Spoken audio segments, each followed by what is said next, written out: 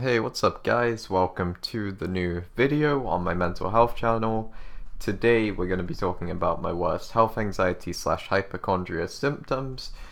It's actually a lovely day outside and I kind of wanted to record this video outside, but it didn't turn out too great. The audio was a bit choppy, the video wasn't amazing because I couldn't get the lighting right, so here we are back in the normal place doing a normal video, I guess. But yeah, lovely day outside. Just as a heads up before we start, it is Mental Health Awareness Week this week, which is really fucking cool. I'm happy that events like this are a thing, and it's good that it's spreading awareness about mental health issues. I did make a post on my Instagram about it, so I'm gonna leave a link or my Instagram down below, so make sure to follow that if you're interested. But yeah, let's start off with the video. My last video I did was my kind of health anxiety story, so that might be worth a watch if you haven't seen it already. I might do a video on basically what health anxiety is, and also on this channel I'm going to make loads of other videos about different mental health problems that I've been through and kind of my experiences and stuff, and try and help you guys basically. So my health anxiety did start with heart kind of problems, I guess. Well, there's nothing physically wrong with my heart, but my symptoms were very heart related when this chair is really low. Sorry guys. Yeah, so it started with heart symptoms, I guess. My main symptom that started my whole health anxiety was heart palpitations. If you haven't had a heart palpitation, well, everybody gets heart palpitations, but if you haven't had one before, then it's basically like feeling your heart has skipped a beat, or feeling a pulse through your whole body, or feeling like your heart is beating like twice as hard as usual for like a second. And they're normal.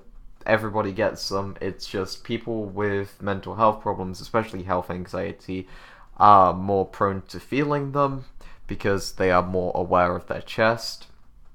And being under stress, being under high anxiety, does make it worse. Your heart will palpitate more. I forgot the exact name. I think they're PVCs, premature ventricular contractions, possibly is the scientific word for it, but that doesn't really matter. Don't know why I'm telling you about that. But heart palpitations were kind of what started my health anxiety. So I would get heart palpitations like every day, at least every day, multiple times a day, probably every hour. They would scare the shit out of me and usually cause panic attacks. And the worst kind of experience with them was when I was trying to go to sleep. So I'd be casually just, like laying down, going to sleep, and then as soon as I was about to drop off to sleep, I would feel like a huge heart palpitation, and that would scare the shit out of me, and I would not be really in a good place, I guess. It did cause many panic attacks and stuff like that. It wasn't a pleasant experience, but yeah. So when before I was going to sleep, before I hit fully asleep, I'd have a heart palpitation that would wake me up, and going to sleep some nights was a nightmare. Following on from the heart palpitations, when I started worrying about my heart a lot, that caused me to get lots of chest pain and stuff like that. So this chest pain was kind of just all around my chest, mainly my left side, which is the heart side, which, well, was pretty worrying to me. But chest pain is such a common symptom of anxiety or mental health problems or just being under stress. And although it didn't feel like it at the time, everything was caused by anxiety. So I would have chest pains every single day, basically every hour. Sometimes it was really bad, sometimes it was just like a numbness that was just kind of there. But undoubtedly there was chest pain there, and that really, really worried me when I was going through my bad health anxiety, because I thought I had something wrong with my heart. So chest pain, it did feel bad at times. Sometimes it was when I breathed in, I'd feel a really sharp pain. Other times just a bit of numbness and stuff like that. but it really wasn't a pleasant experience. But chest pain and heart palpitations are some of the basically the most common symptoms of health anxiety. So rest easy if you do have them, because especially if you've seen a doctor and got it checked out and there's nothing wrong. It's so common with anxiety, and it might not feel like it at the time. It definitely didn't feel like it at the time for me, but it was all just caused by anxiety. And it's kind of crazy what anxiety can do to you. Certainly made me feel like absolute crap. So the chest pains were very constant, every day, every hour, for months. And when I started taking medication and going to therapy, it was getting gradually better. Today, I will put it into perspective. Today, basically never get chest pain, and I very rarely get heart palpitations. And if I do, it's not going to cause anything. It's not going to cause me to panic, not going to cause me to worry. So, in general, I'm doing a lot better now. But these are the symptoms I experienced when it was really bad. So yeah. Following on from chest pains, I did feel like a numbness in my body quite a bit, like different limbs and shit would feel numb, and that's just me being hyper-focused on my body, because when you have bad health anxiety, you're going to be very hyper-focused on your body, and your awareness on your body is going to be crazy. And I was living in a constant state of fight and flight, which was really bad for my senses, because I'd feel all of these different things in my body that were actually completely normal, but because I was hyper focused on it, it was crazy. But yeah, so numbness in my limbs and shit wasn't fun. And when it was really bad, I also got awful heartburn, just all through my throat and chest. Awful heartburn and acid reflux. Can't really say much about that, but as I'll get onto later in the video, health anxiety and just anxiety in general does wreak havoc to your digestive system. It can cause a lot of issues with that, so that's something to keep in mind that I'm going to touch on a bit more further into the video. And my main other symptom, which I guess would be related to upper body issues and related to my fears about my chest and my heart, would be breathlessness. So there are times where I could just feel like I'm not breathing properly, like I'm struggling to breathe, like I'm not getting enough oxygen into my body. I also found exercise increasingly more difficult during that time, and I would run out of breath very easily. There was a time when I was very housebound and my health anxiety was awful, that just simply walking around the block would get me out of breath, because a mixture of anxiety about being out of breath and the actual me being unfit because I was very housebound kind of added up to that, I guess. But breathlessness, also very common, especially during panic attacks. I mean, this video isn't specifically about panic attacks, this is more about like the constant symptoms that I experienced during my bad health anxiety. But yeah, breathlessness, definitely very common as well. And my last kind of general symptom is pins and needles. Especially when I was panicking, I would have awful pins and needles in my hands and legs. That is, again, fight and flight responses and being hyper-focused on your body parts. But that's generally it for my chest and like upper body stuff. The next section I'm going to go on to is kind of digestive issues and what it can do to your digestive system, how it can make you feel in that respect. Before I touch on that, I want to also touch on another topic. A lot of people seem to get tension headaches and headaches when they have bad anxiety.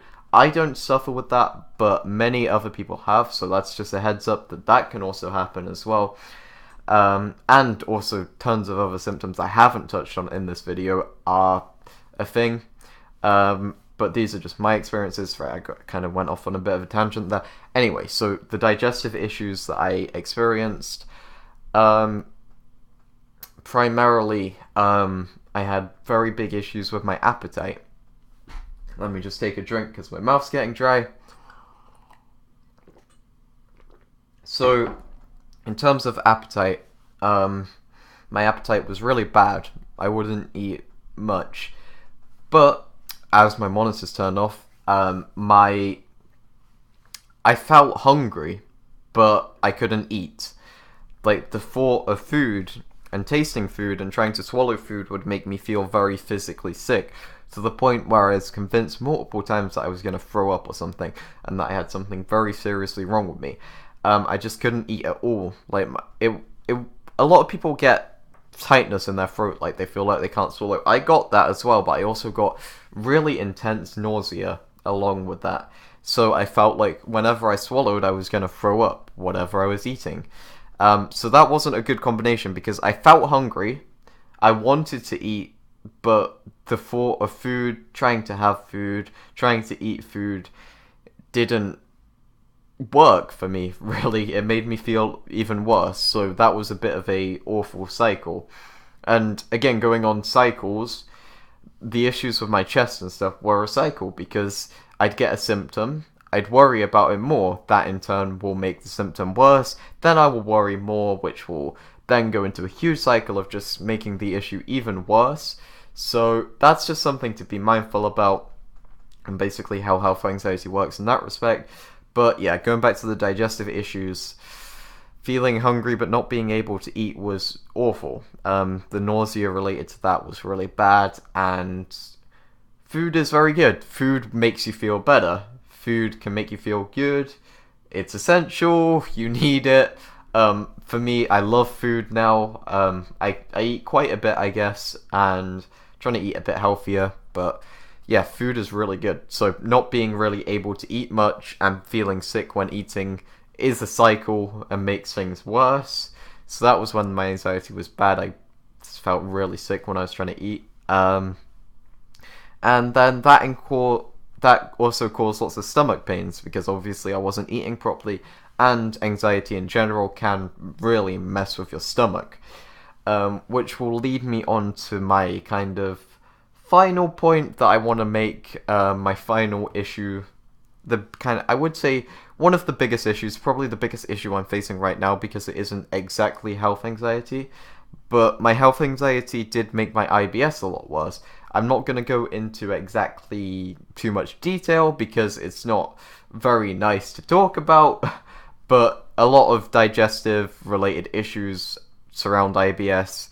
It's basically a harmless condition, but I'm genetically predisposed to it because my family has it. So basically, my digestive system doesn't function very great. You can Google IBS if you want and look at what it is. Anxiety in general can cause IBS, but it usually can make it a lot worse. Like, it can flare it up, it can make it awful. I don't want to go into too much detail of the IBS issues I was facing, but it made my IBS really, really bad. I'm still struggling a bit with IBS today, but it's a bit more under control with medication, stuff like that. But generally, being under stress and anxiety does make your IBS a lot worse. So yeah, a lot of the time as well, if you are experiencing mental health issues and you do have a lot of digestive issues, a lot of doctors will try and see if you do have irritable bowel syndrome. So that's something to, I guess, be mindful of. It's fairly common, actually. It affects everybody differently. There are genetic things to do with it. But yeah, I'm going off on a bit of a tangent there. So health anxiety can make bowel issues and IBS and stuff like that worse. Again, it can mess up your whole digestive system and not be good. I know somebody, one of the admins on the Discord server, had a bunch of inflammation inside his stomach. I hope he doesn't mind me saying. Just caused generally just by anxiety. Just a bunch of inflammation in his stomach because he was anxious. Because health anxiety is awful, and it can cause you to feel like absolute rubbish. But I think that's going to be all for today in terms of symptoms. Those were basically my worst ones. Tried to cover them as best as I could. But yeah, I did mention the Discord before, so I'm just going to throw some links below. The subreddit for health anxiety will be below, which is a nice resource, and the Discord server for that subreddit, which I also admin along with a bunch of other admins. Well, I kind of own it, but you know, I'm going off on a tangent again. A link to the Discord will be below, so feel free to chat there and get support there. But yeah, that's, I guess, the end of this video. Again, Instagram is also below if you want to follow that. But yeah, thank you guys so much for watching. Stay strong, guys, and I'll see you in the next video. Goodbye.